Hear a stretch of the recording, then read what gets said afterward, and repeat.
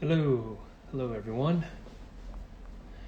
Thanks for joining me today. Um, I have a really special guest today.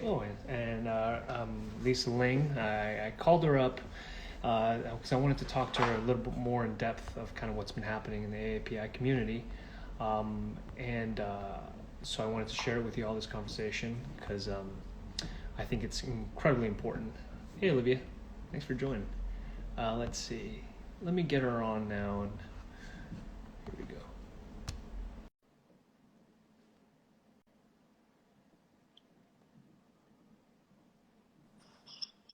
There we are. Hello. Hi, Lisa. How are Hey, you? Harry. I'm well. How are you? Good, We good, finally good. made this happen. I know we've been. Uh, we tried to make it happen last week, and you're an extremely busy person that has on the ground with everything that's been happening, and dealing with kind of everything else that's been happening this whole last year. So I'm glad that we got to make this Well, happen. So thank you. parenting is what's going on. It's Girl. like I've got two crazy kids downstairs, and I'm like, I gotta go upstairs. It's in a way it's like made it easier but also made it harder because you're so close, but yet you feel like you're too close at times to be able to even like focus right on whatever other tasks that you have to have at hand, right?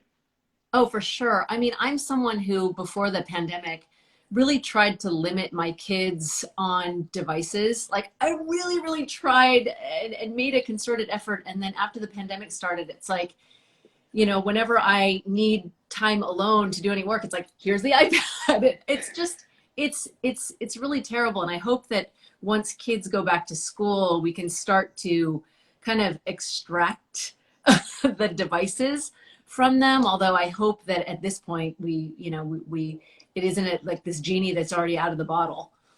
Yeah, no, I mean, look, I think it's also moving forward. It's finding a way to kind of it's scary to say, but let that kind of be part of our system of like making you sure that that's for good use as opposed to like just pure entertainment, right? Because like one of my like nephews are like is like coding already and like figuring.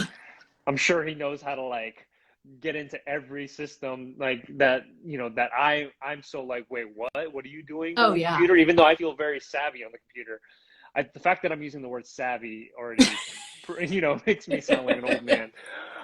But Yeah.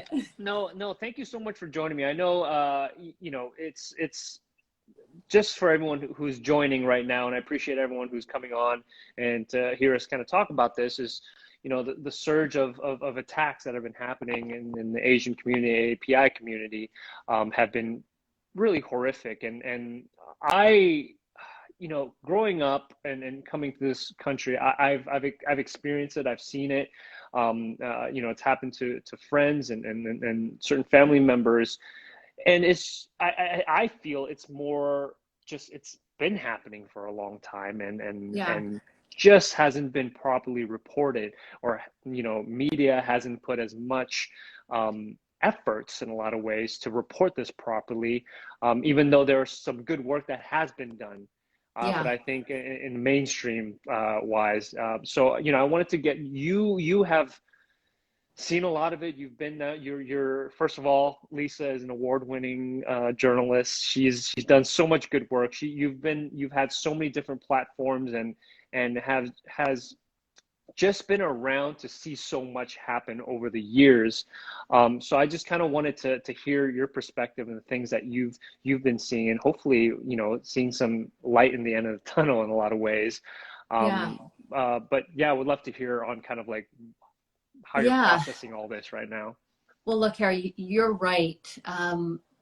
This has been happening, I think, a lot longer than we are acknowledging. This year, though, since the pandemic started, it really just has been a whole other level, and the attacks, the hate-related incidents have just increased exponentially. But when I really stop and think about um, the trajectory of all of this, yes, it started to really rise, right? during the pandemic. But the truth of the matter is that I think so many of us who've grown up in this country, who were born in this country, have always kind of felt on the periphery. I know that when I was a kid, I grew up in a very non-diverse community. There were 5 kids in my high school who were Asian. 2 of them had the same last name, mine. And so I really felt very conflicted about my identity my whole life. I never felt entirely American, nor did I really know anything about being Chinese. I would never want kids to come over to my house because it always smelled like Chinese food. And even though my father and my grandmother, who I lived with, spoke perfect English, my grandmother went to school at Cambridge in Oxford, and my father came here when he was 11, so he spoke perfect English.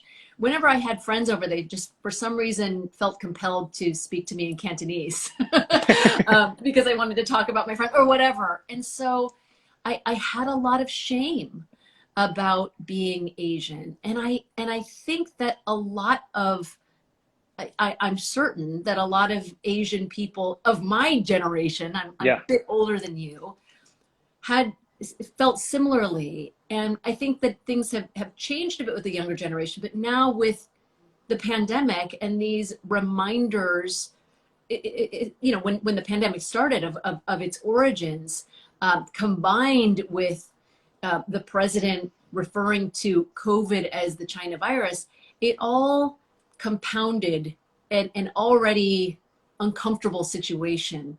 And now we find ourselves in the situation today when it's really, honestly, Harry, as someone who was teased pretty relentlessly my whole life.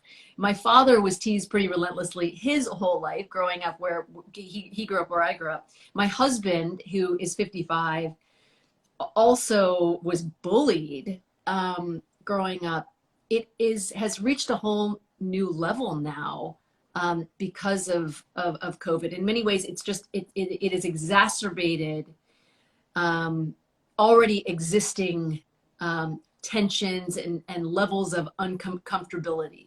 So that's Hmm. kind of where we find ourselves, and so many of us are just, I mean, I'm losing sleep over this because Yeah. social media also is allowing us to see some of these attacks that are happening, and they're just unconscionable and brutal and brazen. And these are people who look like us. These are Yeah. our parents, our grandparents.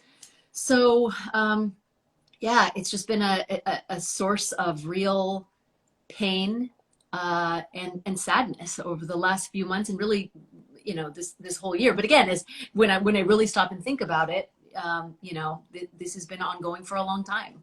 Hmm. Hmm. Yeah. No, no. Thank you for sharing that because I think we sometimes don't do that enough. Sharing our stories and how we grew up, and certain, we have nostalgia for certain parts of our lives and the things that we see, but we sometimes don't talk about the things that were maybe traumatic experience, or even those microaggressions that might seem harmless during that time.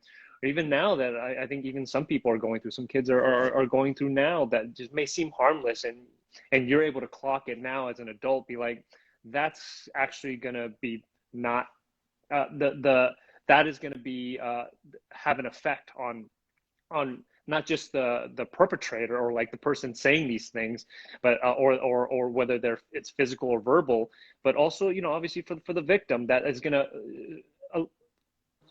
over time they're gonna somewhat hate themselves for who they are, which I think a lot of people can relate to because we're all always playing different versions of ourselves, no matter what, like with our parents and with our friends. And sometimes in some cases, when you're talking about the Asian American experience, is you're having to play that so you won't get beat up, or you're just hoping that they don't say something racist to you because you're like, you don't know how to react or what to say, because sometimes at the end of the day, it either ends up in violence, because that is the only way sometimes it'll result to, because we're not taught to, first of all, how to behave, or to know how to say, like, our parents, I don't know about you, but taught us like, just just keep walking, don't say Yes. anything, don't make Yes. trouble. You know, I think that was like always like, don't make trouble. It's just like, um, what does that fully mean, right? Because like sometimes you're like, well,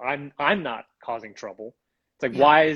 why is this being put on me for existing and just kind of being in my space, or eating the foods that I grew up eating, you know, Yeah. or speaking the language that is a language that is spoken by millions of people, and just ends up being a really difficult thing to kind of process as a kid.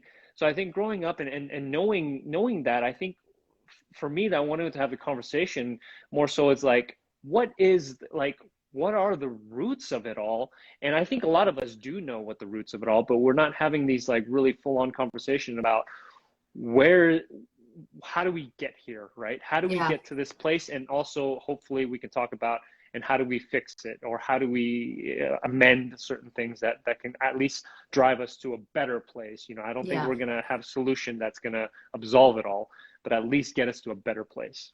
Yeah. I mean, I think that there's a lot to unpack here, you know, Yeah, and it's so absolutely. true. My husband, he's Korean American, and the only reason why he was able to survive, because he was teased and bullied pretty mercilessly, was because he was bigger than everyone else. My husband is 6'4". I think you've met him. He's a pretty Yeah, yeah, giant Asian yeah. man. So he had that kind of going for him. He got in a lot of fights. And my father, who is the opposite, he was a very small man. He was teased pretty relentlessly, but he realized, like, if I become funny, if I'm the class clown, if I have a joke for everything, maybe I won't get the beat down. Mm, And so everybody has their way of dealing with it. I think the issue for my generation, and again, I'm older than you, so I don't know if your parents dealt with you this don't look, at least in a you don't look similar younger way. than that. You look great. You look wonderful. It's the ring light. But I never talked about being teased to my parents. I just sucked it up. And even though it wasn't malicious with me, I mean, I was name called every single day of my upbringing. And I think we were told that that's just what we're supposed to do, just kind of suck it up, and you'll get over it. My husband's father, it was almost like, I mean, he was loving toward my husband, but it was sort of like, you have to learn how to deal with this.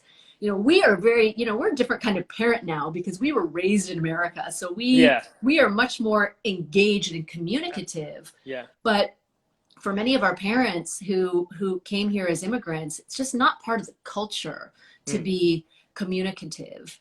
And also I think that when our parents' generation and even our grandparents' generation came to this country, many of them came here with hopes of a better life, and so they settled in some cases in communities where other minorities lived, and they may not have really taken the time to understand the roots of the community, and they kind of set up shop, and as a result, tensions may have started brewing, between the communities. And I think there's so many different, every family has a different story, immigration yeah, story to this country. But overall, I think it's fair to say that um, most of us have been taught that irrespective of how challenging things are, irrespective of what you may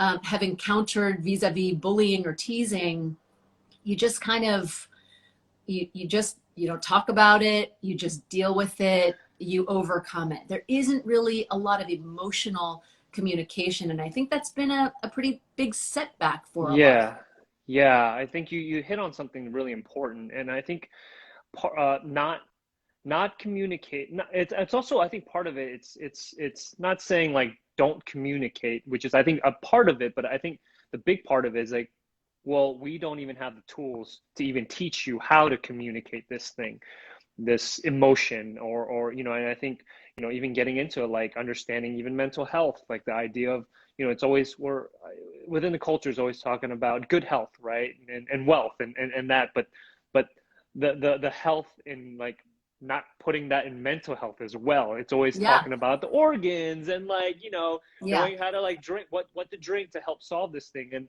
I don't think there's many drinks that can help solve mental issues in a lot of way that I think, and I think that previous generations before that there is so much trauma that has happened, but it's almost become like just a matter of someone who's able to practice suppressing their emotions. Like they do it it's done so well to the point where it feels normal, and it feels like, well, this I've accomplished this, like this, I'm fine. It's true. And I think, and unpacking all that now, and the newer generation that is starting to really figure out, like, wow, we're seeing more examples of, oh, this person spoke out, this person that did this, and now they seem like they're a lot more like lighter and just happier and able to at least move forward in life.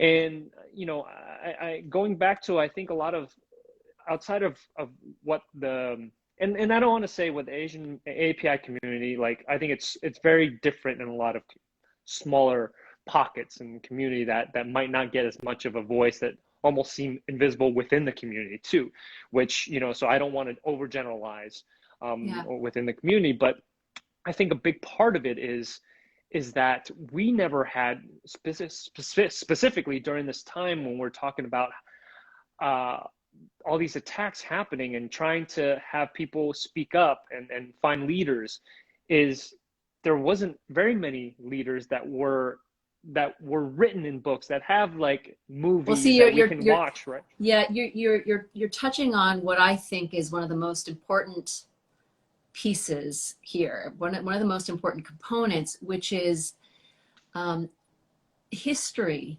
is American history, at least, has always been told through a certain lens, through a Yeah. particular perspective. And so those of us who have grown up in the American education system have grown up exposed to that kind of history.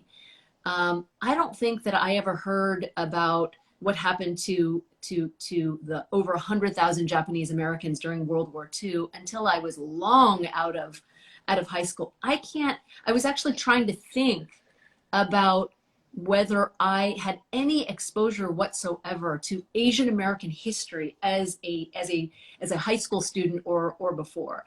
And I honestly could not think of a single, outside of, the Chinese helped build the railroads. Outside of that, I really was so naive to the role that Asians have played in the construction and the evolution of this country. And I think that therein lies a major problem. And I Yeah. think that what's been happening now, as devastating as it's been, the one kind of silver lining in all of this is that it's just galvanized the Asian community. It's propelled us to want to understand our history more.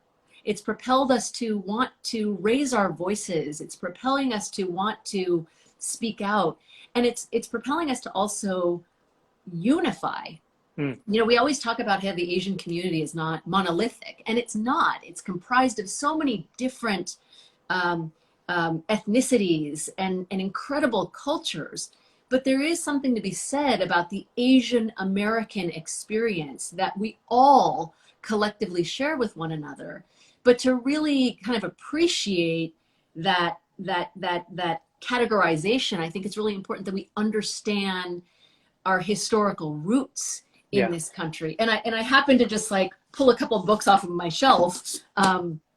Minor Feelings, which Oh yes, Kathy that's on my, Park yeah. Hong wrote. I mean, if you are really interested in figuring out what kind of Asian identity is about, I mean, so many Asians like have all these feelings that they aren't really able to articulate. She does a really great job. She's blunt and just she expresses all of those minor feelings that so many of us have grown up harboring for so long. Mm. And And it I loved compounds over time. yeah, I loved Interior Chinatown, which Yes, won the National that's Book Award wonderful. last year. It's such an innovative, I read that in inventive, 2 days. Yeah, it's isn't it beautiful. incredible? But yet Just it's so well. it's so layered and so rich. And it's very smartly done. Like it just felt fresh and new to a new way of storytelling, and still just rich in history of like some of the things I didn't know, some of the things you did know, but you never saw it in that perspective. And I just think that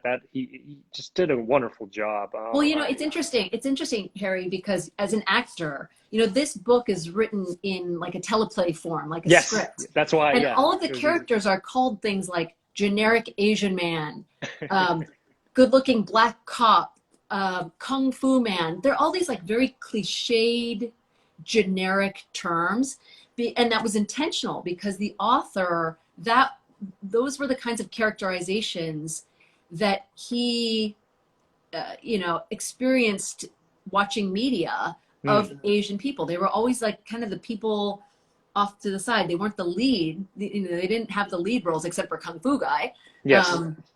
They were just kind of generic. And I wonder for you as an actor, what your perspective of, you know, Asian America was growing up based on the things that you grew up watching. Yeah, I mean, look, I had a, I don't like to say I have a unique experience because it's not, because I think a lot, I didn't realize that a lot of people were experiencing the same thing, even though I moved from a different country, and whether it was a Latin country or Asian country, I don't, it mattered to a certain point. You still feel an outsider when you kind of move into America. So everything feels new and fresh. And I just remember always, I was a very loud child, in Costa Rica. I was just, and when I came here, I just got extremely shy, became more introvert, or lean towards that side more, and I became an observer, and anytime something would happen to me, I would have points when I would get beat, and not to the point where like I'm bloodied, but enough to be like, why are you hitting me? When I remember when I first moved, and hearing words like, go back to your country, chink, and I was like, you want me to go back to Costa Rica? Like, I just don't understand. Mm. Like, why you want me to go back there? And then, people not associating with what your face looks like was just one country. and And did and you feel that? Did you feel that in Costa Rica? um, I didn't. I think I was too young to really realize if that did happen. But for the most part, my parents, they learned the language pretty quickly. I feel like they were able. The one thing I'm really thankful for my parents are just like, just learn about the culture that you're in, the place that you're in. Just learn as much about it, and be an observer, and then you can show beauties of your culture, right?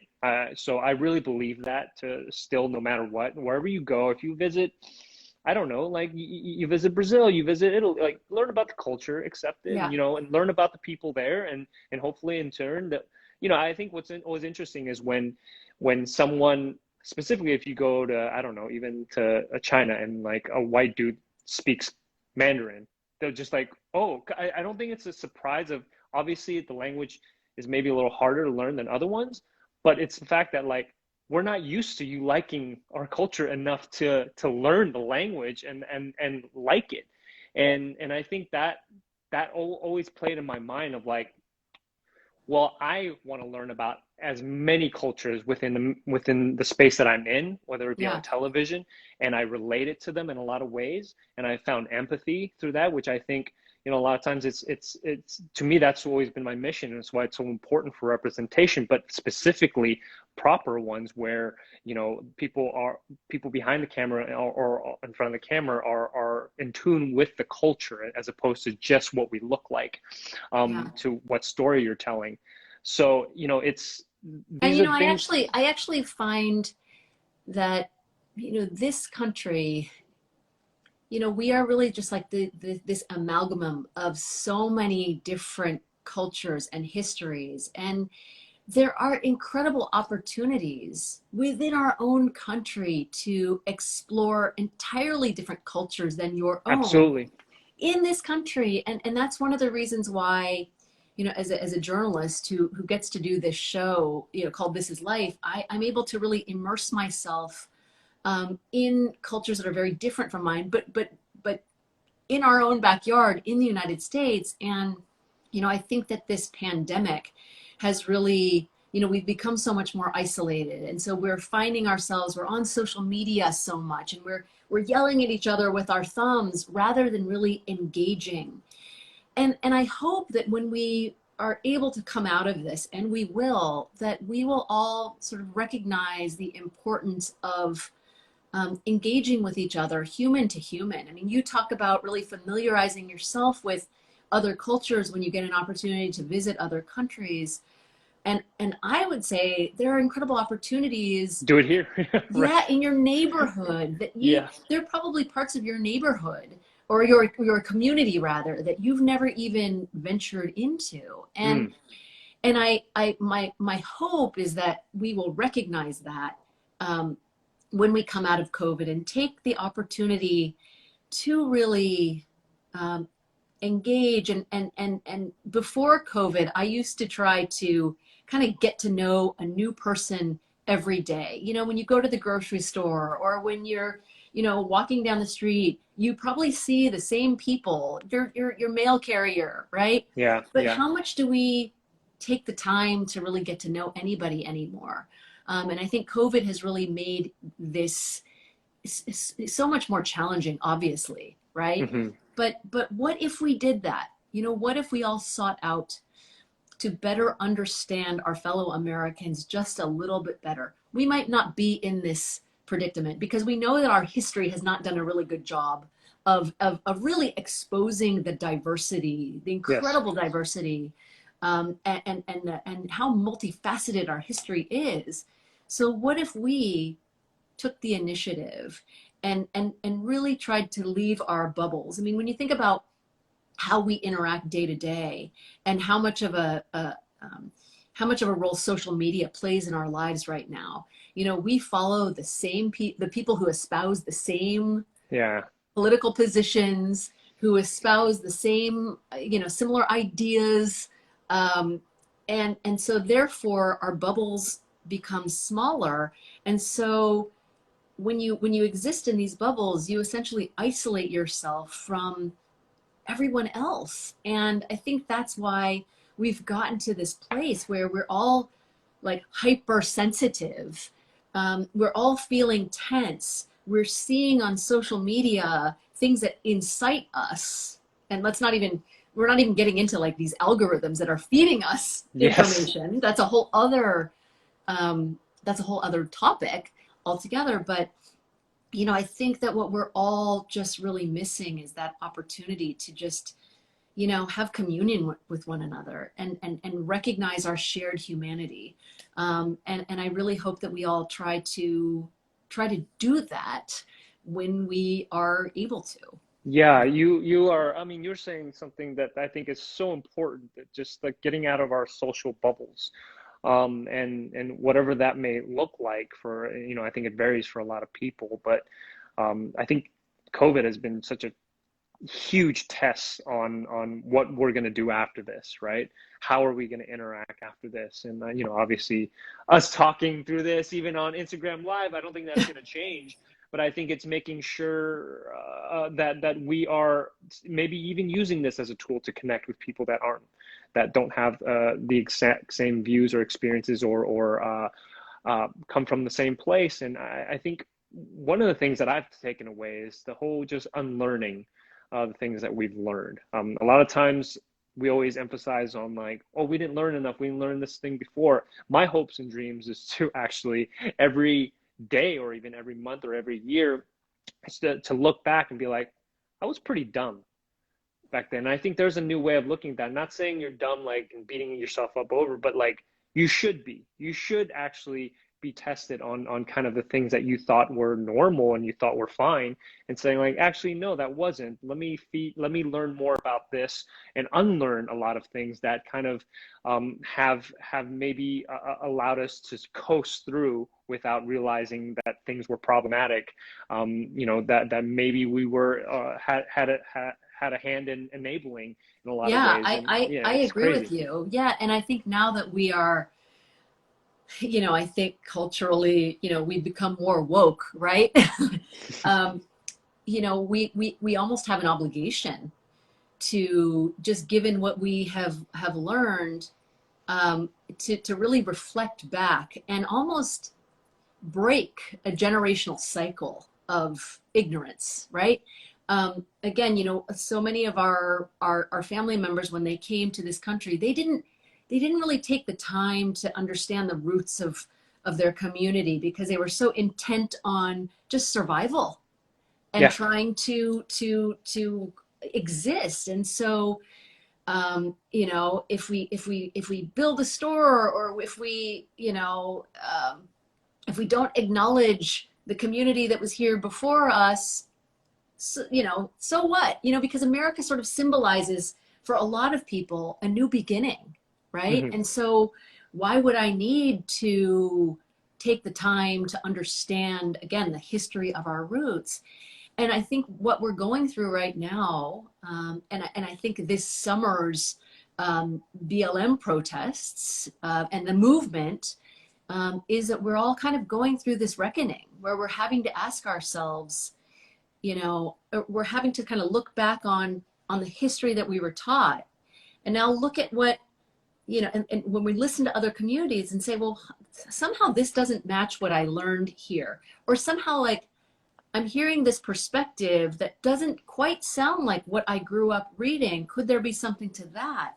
And it's really requiring kind of critical thinking Hmm. that we may not have really been given the tools to be able to do growing up, because, again, our history was told through a certain lens.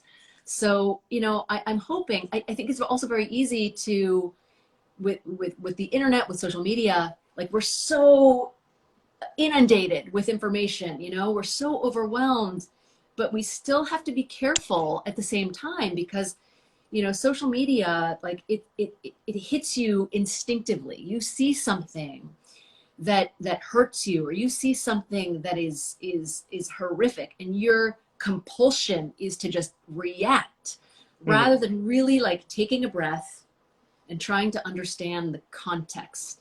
And I think that applies to so many things in our life, like, that we Yes, absolutely. really need to stop and take note of that, like, okay, I'm really, like, I'm feeling these things really viscerally, but I really need to give myself a moment to try and, one, process, but two, understand the context.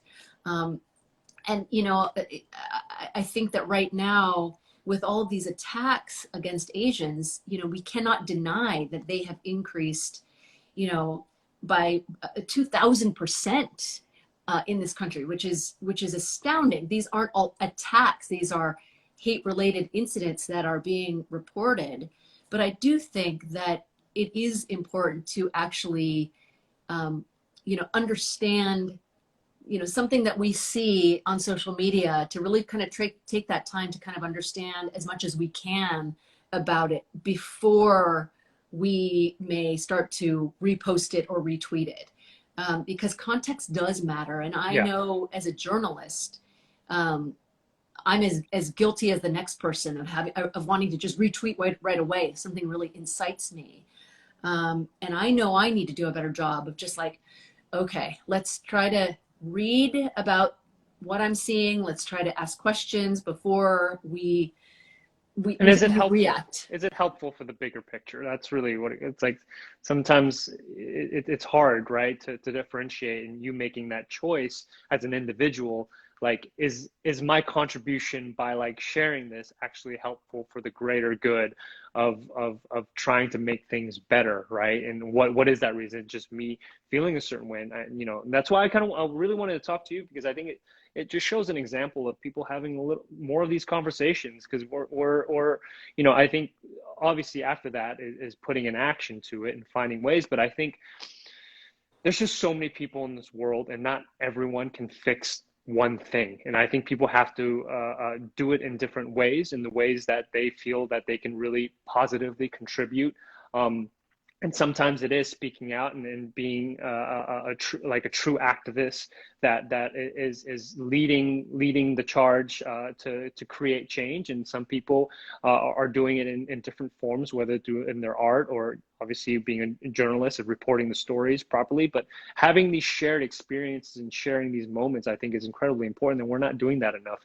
And also, like, you know, your experience, we might have some relatable experiences, but it's not exactly the same, you know, from your upbringing to the people that you have come in contact with Yeah. is what makes you unique and beautiful. And so that's why I just encourage more people to have these conversations, and specifically within their community. But you know, talking about what we're talking about right now within the Asian American community or uh, Asian Pacific Islander community, that you know, I think other Yeah. countries are dealing with the same thing. There's attacks happening in Australia. There's attacks happening in UK.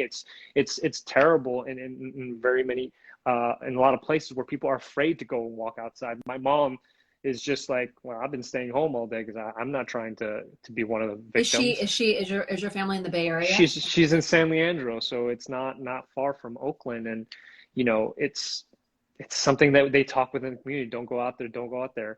And you know, I hope that what we're doing right now is also having conversations with the other communities, that which is happening, and I think actively doing, Yeah. that people are doing, and I think that is a wonderful thing. And going back to, I think what has been great is you know a lot more about it, but then obviously I posted something about this hashtag Stop Asian Hate, but Gold House Yeah. and GoFundMe, they partnered up and did this really beautiful thing. So it's just allowed this kind of central hub to be able to figure out how to donate and help victims that are struggling after these Yes. attacks, and also these organizations that are providing support and safety in certain in local communities, which I think it all starts there. Because you could talk Absolutely. on a federal whole United States, you can't fix everything. It's all Yeah. about community and where we can do that. So I think if people are really interested and really want to help, they can go to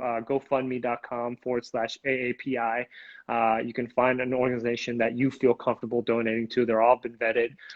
The Gold House and GoFundMe have done a wonderful job vetting, so they're legit organizations and charities. Yeah, I'm glad you brought it up. I was going to on this IG as well.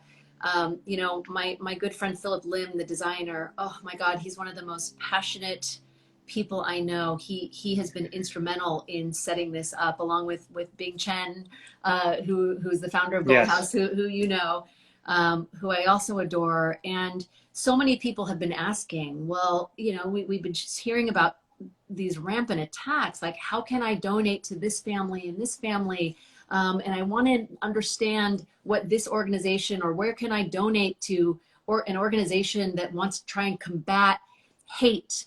And what's great about what GoFundMe is doing is that it's providing one platform that people can go to, and they can choose to donate to the various victims, or their families. And you can also read about the myriad of organizations that are working to combat hate, to strengthen communities. There are some restorative justice organizations.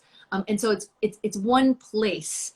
And it's been a long time coming. I'm so grateful that that resource has become available. If you just, again, Harry just mentioned it, but if you go to GoFundMe and just search AAPI, it'll come up. And it's, I'm really just, I'm, that is the thing that is giving me light and giving me hope. And that is just that the community, the Asian community, is coming together in a way that I've never experienced before. And there has just been so much overwhelming support from outside of the Asian community, because everybody is horrified by what's been happening. And I also think that everybody, well, I shouldn't say everybody, but people outside of the Asian community, I think they're stopping and thinking like, you know, I really don't know about you know, the history of Asian America. And I really, you know, I think a lot of people are hearing for the first time about the catastrophic struggles and gross discrimination that Asians have experienced, since the beginning of this country, and how it's continued to persist but hasn't really been discussed. And Yeah. I think this is a real like moment of inflection and a galvanizing moment, and that is really, it's inspiring me and giving me hope. I mean, again, so many of these people are a lot younger than I am, but Hmm. just to hear, we did this big clubhouse a couple of weeks ago. We had like 4,000 people show up, and when we were listening to people just talk about their stories, it was like, wow, there's so many similarities to what I grew up feeling, but I just didn't have that. I wasn't aware of the extent to which people kind of experience these things that I did. And so just to have this community that can share and become communicative with one another has been really heartening, and I've been really grateful for that. Yeah, it's really beautiful, the outpouring that is happening. People finally feeling okay to speak up and speak their truth. And I also want to emphasize, I know it's important to when we talk about Asian American history and even Black history, that it's just American history. It is part of America. It is what the contributions that everyone has made. And that's for another conversation on how it's a lot of times it's been erased or kept on the sidelines. So I think it's important to tell these stories It's and so tell true. I mean, the when you really history. stop and think about it, who are the arbiters of American history, right? Because you and I are just as much American as anyone else with different, with who looks different, right? We are Yeah. just as American as anyone else, but yet why isn't the history of those who resemble us told in our history books? And I'm hoping that changes. I mean, I have a 7-year-old and a 4-year-old. I know you have a baby girl, and I'll be honest with you, I have not discussed with my kids. I have a very sensitive 7-year-old, and I have talked to her about racism. We've read books about discrimination, intersectionality, but I am really conflicted about how to tell her that people who look like her are being brazenly attacked. It's one thing to talk about how how I was teased as a kid, and to be aware that there's superficial teasing that happens and that can happen, but this idea that people are being attacked just because of what they look like, because of their skin color, in such horrific ways, is just, I feel really conflicted right now about it. I'll be honest. Hmm. Hmm. Yeah, it's hard to teach a child who knows that it's wrong, doesn't understand why it is exactly, but to know that it is says something about the kind of like how it's wrong, first of all, and then like how humans learn that behavior over time. Whether it be the environment they're in, or whether it be parenting, or stuff that they've seen over time as being just part of the system. Yeah. So I hope that people that are watching are just watch a doc, pick up a book, or do some research. And as I think it's important, wherever you are, in whatever part of the world you are at, there's a lot of the history that you didn't realize, and that kind of always draws back to what we're dealing with now. Yeah.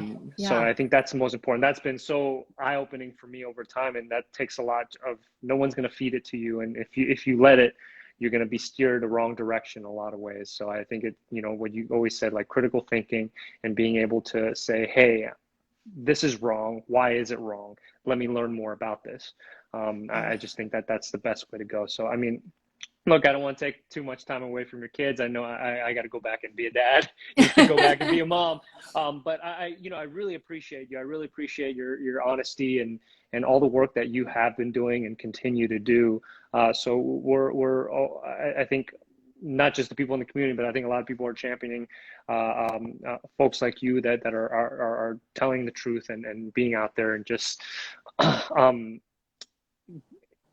in a lot of ways, kind of feeling, because there's so much empathy, I think, that happens when you hear these stories, but so much you're getting secondhand trauma in a lot of ways too, because you're constantly seeing this. You have to dissect this. Yeah. You have to know how to formulate it to get it out there to the public, and hopefully that they can digest it in a way that seems like they'll want to learn more of. So I appreciate all the work that you're doing. Well, So thanks, thank you. Harry, and thank you for wanting to have the conversations. I've checked out a number of your IG lives, and I really appreciate that it is important enough for you to really drill down and to go deep and to talk about things that may really hurt us, and things that are challenging that we're dealing with. And I think that only when we can bring a lot of that stuff right to the surface, and really communicate about it, can we ever really overcome it? We have to dig deep and bring it up. And I think for too long, particularly in the Asian community, we've just been suppressing all this stuff, and really kind of unable, and we haven't really known how to express it, right? Or because we've been told that we shouldn't, or that we should kind of keep our heads down.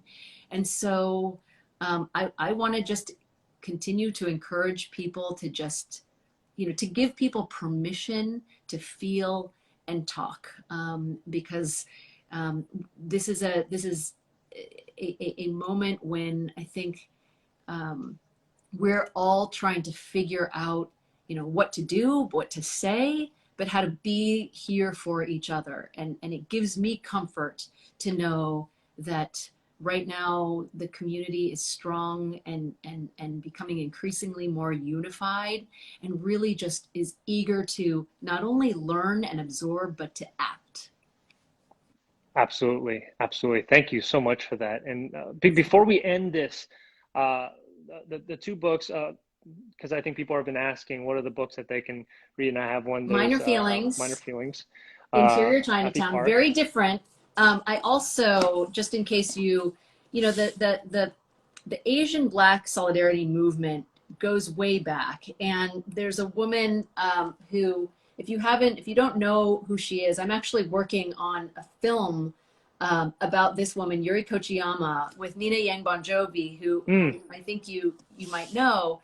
And it's interesting because I've been pitching a film about Yuri's life, and wanting to do something about Yuri Kochiyama's life for more than a decade.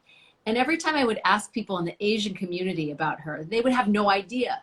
But if you ask activists in the Black community, they all know who she is. Like she was a radical in her time. She actually passed away not too long ago. But there are just these incredible figures throughout Asian American history that I just encourage those who are watching to try to get to know, because they're really complex, but they're really, really inspiring. That's wonderful. I'm gonna have to check that one out as well. And thank you again for coming on. And this is very insightful, and I really enjoyed this.